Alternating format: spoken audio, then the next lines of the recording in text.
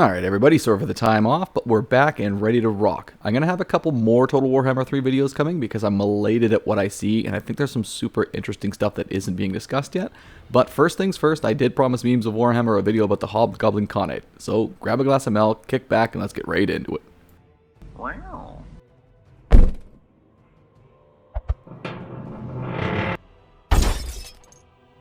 Let's start out with how the Hobgoblin Khanate even came to be, because that'll influence our factors later. The Hobgoblins, like all goblins, are an offshoot of the Greenskins, and the Greenskins, more so than any other race in Warhammer Fantasy, represent adaptability to their environment. Put them into the ore-rich mountains of Bretonnia, and the orcs evolve into the Iron Orcs. Leave them in the spider-infested forests of the Old World, and the goblins evolve into the Forest Goblins. Hide them in the tunnels of the Dwarven Empire, and the goblins evolve into the treacherous Night Goblins. This rapid evolutionary tract is innate to their species, so when the Chaos Dwarves took greenskin slaves, the goblins quickly realized that their natural deception would prove beneficial to their individual survival. Backstabbing became not just a figure of speech for them, but a literal method of interaction between the goblin slaves, as each one vied for a relatively safe position as an asset to their Dowizar masters. Such a duplicitous nature ensured that the goblin slaves would never work together to usurp the cruel masters, making them even more beneficial in the eyes of the Chaos Dwarfs. This same nature, however, could not be said of the orc slaves that the Chaos Dwarfs had taken in order to experiment on. They improved them in almost every conceivable way, and these modified orcs, now known as black orcs, would eventually shake off the very flimsy control their Dowizar masters held and would rise up against them. This rebellion made it through almost all of the Chaos Dwarf Empire, stopped only at the final hour due to the Hobgoblins' betrayal of their greenskin allies. The Hobgoblins' evolutionary tract had become so hyper-focused into betrayal that it had actually become something of an evolutionary dead end. This betrayal to their kin was so unforgivable that it ensured the greenskins would never ever ally with the Hobgoblins again, meaning that their only path forward was now to continue into servitude with the Chaos Dwarves in order to protect them. But the Greenskins are nothing if not independent, and this led to a single moment of cooperation among the Hobgoblins. While most of the Hobgoblins remained with the Chaos Dwarves as willing slaves, Kengai Khan managed to overthrow their shackles and flee Zarnagrund with a small contingent of Hobgoblins, forming the first ever Hobgoblin Khanate. Riding atop a particularly ferocious giant wolf named Wolfegg, he would coordinate the deceptive Greenskins into a feared raiding force. When Wolfegg eventually fell in battle, its pelt would be given to Ugla Khan, leader of the Wolf Boys mercenaries band, as a sign of respect, which was an extremely unusual behavior in a society that revels in betrayal and aggression. Kengai Khan would eventually fade out of history. Whether killed in battle or assassinated by one of his own isn't stated, but his empire endured and frankly thrived. The Hobgoblins had become so large of a threat that even the massive nation of Cathay began to take them seriously, building the Great Bastion so that the Greenskins would turn their attention to the much easier targets then of the chaos-worshipping Norskins to the north. The Hobgoblins would realize they now had multiple options for advancement. Khans could either raid the Silk Roads, Norskins and Cathayans with impunity, or instead contract out their services to the highest bidder. So with all that settled, this leads us to our first gameplay question. Could the Khanate even justify itself in Game 3? Well, if I'm being honest, no, not really. CA will have already put the Hobgoblins in as part of the Chaos Dwarves, and to replicate part of an army as an entirely new faction would leave a pretty sour taste in many players' mouths. That said, I do fully expect modders will step in and fill up that void shortly after the Chaos Dwarf DLC launches. However, for the rest of this video, we'll operate under the assumption that CA does introduce the Hobgoblin Khanate as a new faction. So if they do that, what would they look like? Well, first things first, obviously the loyalty mechanic for the Skaven and the Dark Elves would need to be cranked up to 11 for them. While the former two are known to be fairly untrustworthy, the Hobgoblins are so over the top about it that only a single Khan has ever died of old age. One, in the entire species' history. I would personally imagine that as your Khanate grows in power, you would have a tougher and tougher time keeping yourself in charge, as more of your kin try to kill you and seize the power for themselves. I would imagine that for all four lords, you would have sort of a two-step process. The Hobgoblin Khan would be your initial goal, regardless of which legendary lord you were playing as. Seeking them out and killing them would make you the new Hobgoblin Khan, and would now present the Empire mechanic of directing the 5 great clans. After that, your legendary lord would be tasked with eventually overthrowing both the Chaos Dwarves and Grimgor Ironhide, showing the rest of the greenskins and everyone else that the Hobgoblins are the apex of greenskin evolution. Finances would be very difficult to build through natural means, and the Khanate would instead be dependent on two factors: raiding and performing mercenary contracts in order to remain financially viable. The former means you have to find civilizations worth raiding, while the latter would mean you would have to play sort of like quick missions you'd have to succeed at. Failure would mean not only would you not be paid out for that contract and you would lose favor with that nation, but you would also have a loyalty drop from all your subordinates as well. Success, however, would do the exact opposite of that. These mercenary contracts would only be available to factions that are both alive and who don't actively despise you, so figuring out who to raid and kill becomes a very important consideration. If you take out too many people or tick off too many people and you begin to close off your contract options, it's going to get harder and harder to succeed because you're going to have less choices available to pick. As an aside, this mercenary system could also be applied later to the Dogs of War and Ogre Kingdoms if CA decides to do so. Speaking of negotiations, the Hobgoblins would never be able to gain trustworthiness in negotiations. They would be permanently stuck at the untrustworthy stage. This, coupled with the fact that most of the known world either outright despises them, think greenskins, dwarves, Cathay, and the Wood Elves, or considers them little more than a pest to be exterminated without a thought, think Chaos, Norska, Kislev, and Bretonia, and you realize their diplomatic options are strained, to say the least. With their difficulty in keeping their own forces in line and their very limited income, this would make diplomacy a huge factor for them to even survive.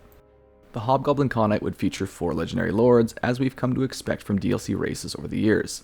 Interestingly enough, the Khanate are actually a bit easier to separate into distinct factions than most, as the limited characters we have all behave very differently and are located in extremely convenient locations for Game 3's map. While all would share the goal of eventually becoming the dominant force in the East, how each one would choose to get there is also pretty easy to split into 4 distinct options. Ironically, despite being an offshoot of the Chaos Dwarves, they're actually better suited to gameplay options in Game 3 than the Dowie Zar are. They're not stuck into one area first off. Anyways, that's enough dallying though, on to our 4 lads. First up would be Gorduz Backstabber, leader of the Sneaky Gits tribe. Unlike the other legendary lord options, Gorduz actually starts allied with the Chaos Dwarves and begins very close to their empire in the mountains to the northeast. Given the fact he still has access to Dowie Zar manufacturing, which frankly is among the best in the entire Warhammer world, his armies would gain a bonus to armor, and his cutthroat units would also have a bonus to melee attack and melee defense. The Sneaky Gits, unlike others, would always have access to contracts from Zarna Grund, at least so long as the faction is alive and in good standing with them. This provides them a uniquely stable income stream compared to all the other legendary lords. Gorduz himself wields a bow, but may deal some close quarters damage, and he would feature an upgradable ward save to imply his lucky nature and let him survive in close quarters. He could eventually elect to take a giant boar, giant wolf, or ironback boar as a mount option, and could receive the black bow, a chaos dwarf weapon featuring magic damage, as well as Kadai armor featuring improved fire defense and armor. Our next duplicitous dolt would be Gazek Khan, leading the Black Wolf mercenaries. He would receive a bonus to default loyalty from his lords, and his standard troops would all receive an upkeep bonus. Unique to him would be access to some specific mercenary bands within his company: the Manglar Mutants, a goblin force capable of regenerating from most wounds, the Long Knife Orcs, savage orcs with an alarmingly high melee attack, and the War Trolls, trolls featuring more armor than usual. Of course, CA or modders could always add in more to these as well. He would start towards the southwest of the map, which puts him in prime position to begin taking out Silk Road convoys and harass Kislev. Gazak would be equipped with a sword and shield by default. He could unlock the option to get Worgon, an especially large giant wolf, which would allow him to close the gap extremely quickly. He could also eventually unlock the Daemon Head helmet as an armor choice, which would provide regeneration when at low health, and the Red Scimitar, a sword that would give him improved armor piercing and melee attack. Also unique to Gazak would be the ability to unlock Terror, because he's extremely well known and has been known to strike terror into opponents before the battle. Our third pick is Ogla Khan. Ogla would suffer from diplomatic penalties to other hobgoblins and a lower default loyalty from his lords. So why in the hell would you ever pick him then?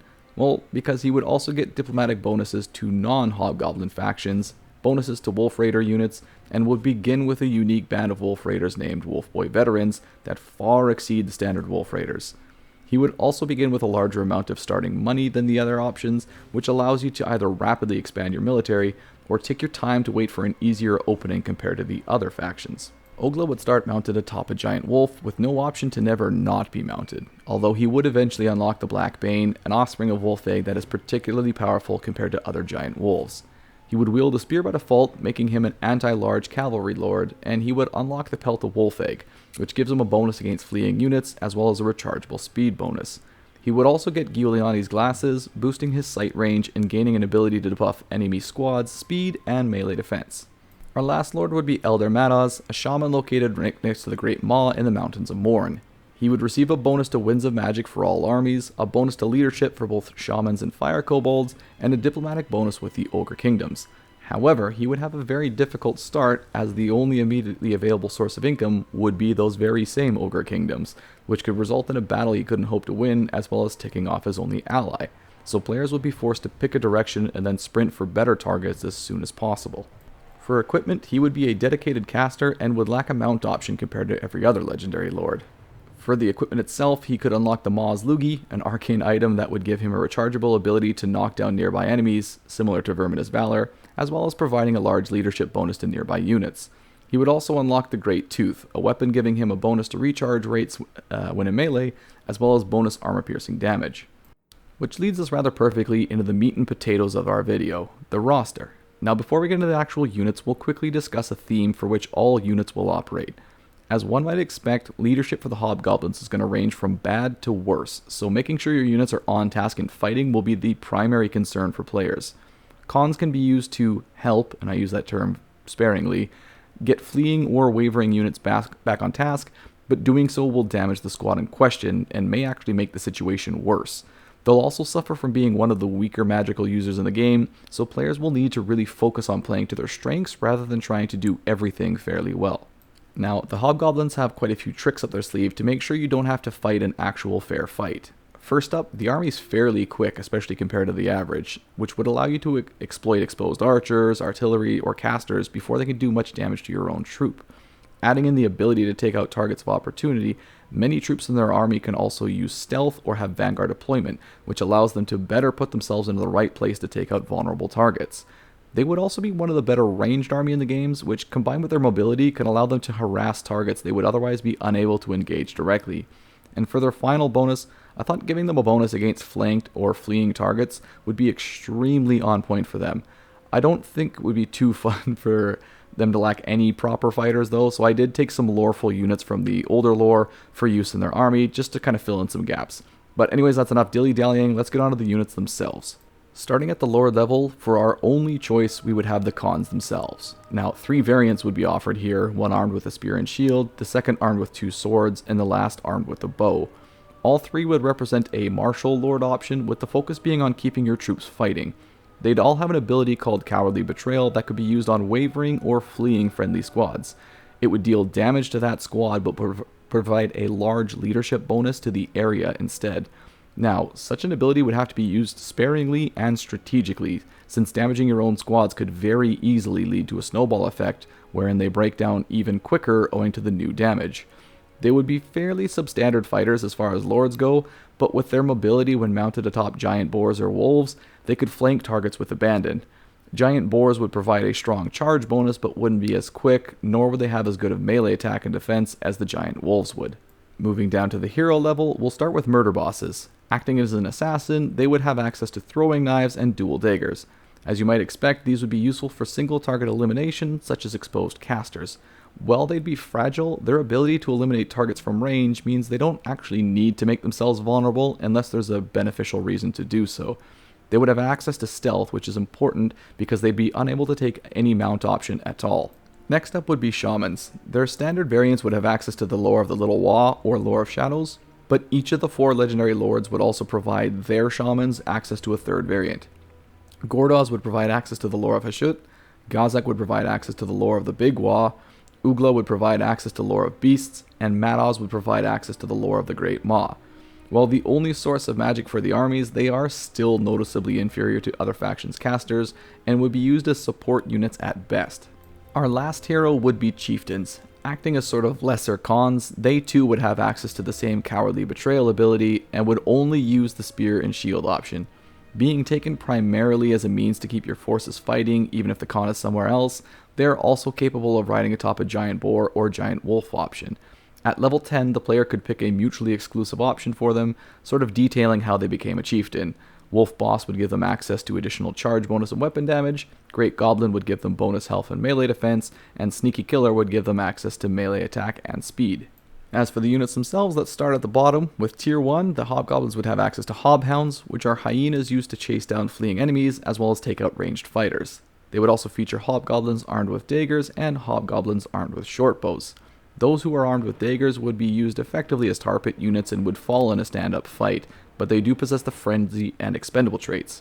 Those armed with the shortbows also possess the Frenzy and Expendable traits, so they have a reasonable chance at engaging other Tier 1 infantry at range, but if they get distracted in Frenzy, well, you're going to lose those units real quick. Moving up to Tier 2, Hobgoblins get replaced by Mourngol Renegades, Hobgoblin Warriors, and Hobgoblin Archers. The Mourngol Renegades wield a spear for anti-large capabilities, while the Warriors are seen using a pair of swords for anti-infantry duties. Both of them lose the Frenzy and Expendable traits, and will be quick to flee if their leadership is impacted in any way. The Hobgoblin Archers wield proper bows at this point, gaining both range and damage over their shortbow equivalents. They too would also drop the Frenzy and Expendable traits, which would allow them to stay in the fight a little more consistently. Our first cavalry option also shows up here with Hobgoblin Boar Riders, which would be very slow anti-infantry cavalry that would pack one hell of a wall up in charge bonus, especially considering that they're only Tier 2.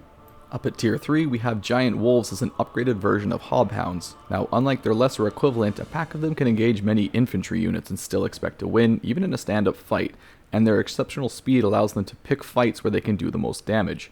Hobgoblin Cutthroats show up as a stealthy dual sword unit to flank and eliminate enemy infantry squads before sneaking away from reprisal. Hill Goblins will replace our anti-large warriors, possessing better leadership, damage, and durability, and Half-Caste replace our anti-infantry ones, having slightly better leadership, better magical defense, and durability, but dealing slightly less damage and getting the Frenzy trait back on. We gain a hybrid unit here in the form of Fire Kobolds, who can unleash a few volleys of fire breath before engaging in melee, which will also deal fire damage, which makes them a really great option against enemies with regeneration, such as the Ogre Kingdoms, Tomb Kings, Vampires, and so on. As for our cavalry, we now gain access to our proper Hobgoblin Raiders, armed with a spear variant for anti-large and a sword variant for anti-infantry. As far as Tier 3 cavalry go, they are faster than most and capable of surprising bursts of damage, especially when shot into the flank of enemies, but still suffer from the lower leadership that many Hobgoblin units possess. Moving up at Tier 4, our first artillery option shows up with the Hobgoblin Bolt Throwers. Dealing anti-large damage at very long range allows the Hobgoblins to soften up enemy monsters and cavalry before the fight begins in earnest. Our cavalry options from before are upgraded to Hobyars, with both variants gaining a shield and improving their odds of survival, especially from range damage. We also gain access to Wolf Raiders armed with bows, which allows the Hobgoblins to run rampant and pelt enemies with arrows before fleeing retribution. Finishing out at Tier 5, we gain an additional artillery piece, the Rocket Launcher, a crude combination of Dawizar, Cathayan, and Empire tech to make a woefully inaccurate but devastatingly powerful explosion from great range. Now, as good as this would be, its inaccuracy means it is very capable of hitting your own troops, so you would have to use it in an intelligent way. As our final unit in the cavalry line, we also gain access to War Wagons, armored shells that are pulled by several giant wolves that contain a host of Hobgoblin archers. In addition to peppering the enemies with range damage, the wagon itself would also slightly inspire nearby Hobgoblins, which would boost their leadership ever so slightly. And for our final unit on the mix, we would gain access to the Fearsome Squigodon, massive creatures who leave destruction in their wake wherever they go. They would act essentially as a baby Dreadsaurian, and it represents one of the only Hobgoblin units designed to truly fight in stand-up engagements. So that was fun, but as I said, I don't expect to see anything from CA on this, apart from perhaps Gorda's Backstabber being a legendary lord option for the Chaos Dwarves when they launch. That being said, modders have already shown themselves to be absolutely brilliant with making new factions already, and the Hobgoblins could very easily use assets from both the Greenskin and Chaos Dwarfs to save modeling and animation work. I'm going to start on some of the other factions we may or may not see in Game 3, and we'll talk about some of the smaller lore aspects I bet that most of you have never even heard of. I hope you enjoyed this, thanks for spending time with me, and I can't wait to see you all next time. See ya!